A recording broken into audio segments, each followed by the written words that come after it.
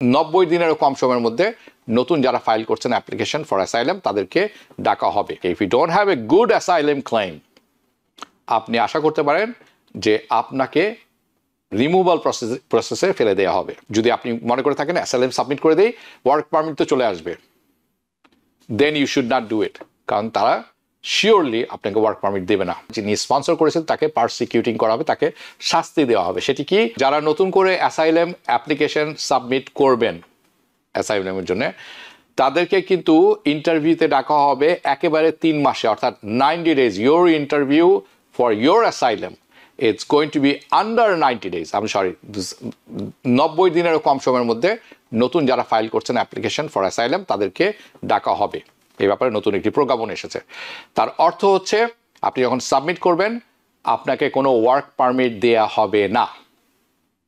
That means no work permit. And আপনার যদি ভালো অ্যাসাইলাম ক্লেম না থেকে থাকে, if you don't have a good asylum claim, আপনি আশা করতে পারেন যে আপনাকে রিমুভাল প্রসেসে ফেলে দেওয়া হবে। So that's a big update for asylum cases, নতুন যারা করবেন। তার অর্থ এই না, বা আমি এটিও বলতে চাচ্ছি না যে আপনি বা আপনারা যারা অপেক্ষা করছেন অ্যাসাইলাম করার জন্য তারা কিন্তু অ্যাসাইলাম করবেন না। না, আপনার যদি প্রয়োজন হয়, আপনি যদি আপনার সঠিক সব কিছু থাকে, আপনি অ্যাসাইলাম ফাইল করতেই পারেন। কিন্তু মনে রাখবেন আপনাকে 3 মাসের কম সময়ের মধ্যে ডাকা হবে, আপনার ইন্টারভিউ হবে, এবং এই সময় কোনো ওয়ার্ক পারমিট আপনাকে দেওয়া হবে না, আপনার কোনো স্ট্যাটাস সেই সময় পর্যন্ত থাকবে না। It just means you are applying just to get a work permit. যদি আপনি মনে করে থাকেন অ্যাসাইলাম সাবমিট করে দেই, ওয়ার্ক পারমিট তো চলে আসবে, then you should not do it, কারণ তারা শিওরলি আপনাকে ওয়ার্ক পারমিট দেবে না without interview. Now sponsoring immigrants, অর্থাৎ আমরা যারা আছি, আমরা যারা পরিবার পরিজনকে স্পন্সর করে থাকি, I-130 সাবমিট করে থাকেন, যে কারোর জন্য করে থাকেন, ভাই বোনের জন্য করতে পারেন, বোন ভাইয়ের জন্য করতে পারেন, বাবা মা ছেলে মেয়েদের জন্য করতে পারেন, অথবা ভাই বোনদের জন্য করতে পারেন, স্বামী স্ত্রীর জন্য করতে পারেন। এই যে স্পন্সরশিপ যেটি আছে I-130, এটির ব্যাপারে একটি বড় নির্দেশনা এসেছে। AKM Fazal Karim, watching from Albany, thank you. এটির যে নির্দেশনাটা এসেছে সেটি যারা সোশ্যাল মিডিয়াতে দেখবেন পরবর্তীতে, ইউটিউবে স্পেশালি, এটির লিঙ্ক দিয়ে দিয়েছি আমি। সেটিতে যদি ক্লিক করেন আপনাকে নিয়ে যাওয়া হবে সেখানে। পেজ নাম্বার 4 নম্বর পেজটি আপনারা পড়বেন। আমি সংক্ষেপে তুলে ধরছি সেখানে কি আছে। সো দ্য ইমিগ্রেশন সার্ভিস, তারা এখন পিছনে পড়েছেন ইউএস সিটিজেন স্পন্সর্স, অর্থাৎ আপনি যখন সিটিজেন হিসাবে আরেকজনকে স্পন্সর করে থাকেন তাদের পিছনে লেগেছেন এখন।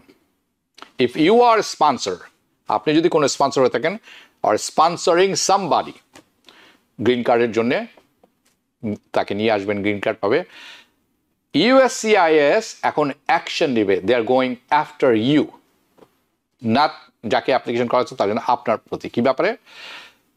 ইফ ইউর ইমিগ্রেন্ট রিলেটিভ, আপনার ইমিগ্রেন্ট রিলেটিভ যারা আছেন, তারা যদি পাবলিক অ্যাসিস্ট্যান্ট নেন বা নিয়ে থাকেন বা নেবেন, লাইকলিহুড কি তারা উল্লেখ করেছেন, such as food stamp, housing assistance, এই সমস্ত যদি নিয়ে থাকেন, মনে রাখবেন যে অ্যাজ এ সিটিজেন আপনি কিন্তু যখন স্পন্সর করেন যাকেই করেন, যে কাউকেই করেন, আপনি কিন্তু একটা কন্ট্রাক্ট সাইন করেন, একটা ফর্ম আছে I-864, যে ইফ ইউর ফ্যামিলি মেম্বার, যদি আপনার যাকে স্পন্সর করছেন তার এই ফ্যামিলি মেম্বার যদি টেক অ্যাডভান্টেজ, জেনে অথবা না জেনে, knowingly or unknowingly takes benefits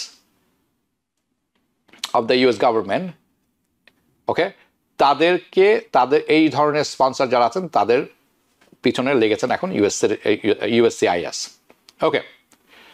এবং এই সেকশনটি কমপ্লিটলি আপনারা কিন্তু দেখে নেবেন যদি আপনার ইচ্ছা থাকে। আমি আমাদের ব্রডকাস্ট টিম যারা আছেন তাদের জানেন, সেটি তারা পাবলিশ করে দেবেন। বাই ফাইন্ডিং দ্যাম, কীভাবে কী করবেন তারা? প্রথমে তারা অ্যাপ্লিকেশনগুলি দেখবেন, কারা স্পন্সর হয়েছেন, তাদের এখন তারা সব কটি ডিপার্টমেন্ট একসাথে যুক্ত, তারা তথ্য পেয়ে থাকেন। সো তারা খুঁজবেন, তাদেরকে পাবেন, তাদেরকে পাওয়ার পরে যিনি স্পন্সর করেছেন তাকে পারসিকিউটিং করা হবে, তাকে শাস্তি দেওয়া হবে। সেটি কি? বাই দ্য ওয়ে, মুখ্য উদ্দেশ্য হচ্ছে তারা US সিটিজেনশিপ বা গ্রিন কার্ড পাওয়ার পদ্ধতিতে they are making it difficult for US citizen to sponsor. যারা ইউএস সিটিজেন যারা আছেন তারা যাতে স্পন্সর করতে না পারেন তার ফ্যামিলি মেম্বারকে, এটি হচ্ছে মুখ্য উদ্দেশ্য আমার কাছে অ্যাটলিস্ট তাই মনে হয়েছে। This is just another step towards making more difficult যারা আছেন তাদের জন্য। সো আরেকটি ব্যাপার তারা যেটি বলছেন সেটি হচ্ছে তারা চেষ্টা করছেন, আমরা চেষ্টা করছি যাতে নতুন যারা আসবেন তারা যাতে ইমিগ্রেশন বেনিফিট নেন কিন্তু অন্যান্য বেনিফিট না পান, সরকারি অর্থাৎ ইউএস গভর্নমেন্টের অর্থ যাতে অপচয় না হয় এবং যাদের প্রয়োজন তারা যাতে পান। So the obligation only ends, by the way আপনি কাউকে স্পন্সর করেছেন, উনি চলে এসেছেন, আপনি কিন্তু অব্লিগেটেড, আপনি কিন্তু দায়ী থাকবেন, দায়বদ্ধতা আপনার থাকবে যেই পর্যন্ত না, এটি একেবারে লিখে দিয়েছেন তারা স্পষ্ট করে, যেই পর্যন্ত না যিনি এসেছেন উনি সিটিজেন না হয়ে যাওয়া পর্যন্ত আপনি দায়বদ্ধ এই স্পন্সরশিপের জন্য। ওকে, দুটি ব্যাপারে তারা বলেছেন, একটি হচ্ছে যে পর্যন্ত যখন উনি সিটিজেন হয়ে যাবেন তখন আপনি আর আপনার দায়বদ্ধতা থাকবে না, অথবা যাকে স্পন্সর করেছেন উনি যদি সিটিজেন হওয়ার আগেই গ্রিন কার্ড থাকা অবস্থায় তিনি মৃত্যুবরণ করেন আপন হিজ ডেথ, এটি হতে পারে। এবং তৃতীয় আরেকটি কথা বলেছেন, যদি সেই ব্যক্তি এখানে আসার পর 40 কোয়ার্টার্স, আপনারা জানেন 40 ক্রেডিট কাজ করতে হয়, দ্যাটস অ্যাবাউট 10 ইয়ার্স, 10 বছর যদি কাজ করে থাকেন 40 কোয়ার্টার্স তারা ধরেন, সেটি সম্পূর্ণ করেন, তারপরে যদি উনি বেনিফিট নেন তাহলেও আপনাকে দায়মুক্ত থাকবেন আপনি। তার আগে যদি হয় তাহলে কি হবে? If they take public assistant, যাকে স্পন্সর করছেন উনি যদি পাবলিক অ্যাসিস্ট্যান্ট নিয়ে থাকেন, দ্য এজেন্সি, কারণ আপনি জানেন বেনিফিট অনেক রকম হয়ে থাকে, বিভিন্ন ডিপার্টমেন্ট, বিভিন্ন এজেন্সি আছে, হেলথ কেয়ার হতে পারে, হাউজিং হতে পারে, ইবিটি হতে পারে, উইক্স হতে পারে, স্ন্যাপ হতে পারে, অনেক ডিপার্টমেন্ট আছে, রাইট? যেই এজেন্সির কাছে থেকে নিয়েছেন সেই এজেন্সি আপনার বিরুদ্ধে কেস ফাইল করবেন এবং আপনি লায়াবল থাকবেন, যেই পরিমাণ অ্যাসিস্ট্যান্স উনি পেয়েছেন সেটি আপনাকে ফেরত দিতে হবে। ওকে, এটি একটি ব্যাপার।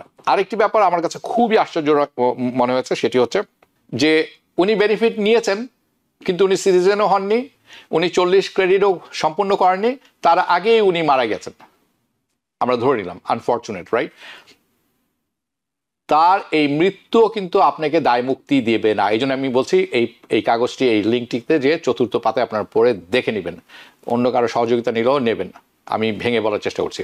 অর্থাৎ 40 ক্রেডিটস না হলে উনি সিটিজেন হননি, তার আগে মৃত্যুবরণ করেছেন, কিন্তু উনি পাবলিক বেনিফিট নিয়েছেন, এটি আপনি তার জন্য দায়বদ্ধ, উনি মারা গেলেও এটি আপনাকে দিতে হবে ফেরত। So, unfortunate, yes, but cruel, absolutely cruel. No question about this. New York থেকে সম্প্রচারিত TBN 24 টেলিভিশন, বিশ্বজুড়ে বাঙালির কণ্ঠস্বর।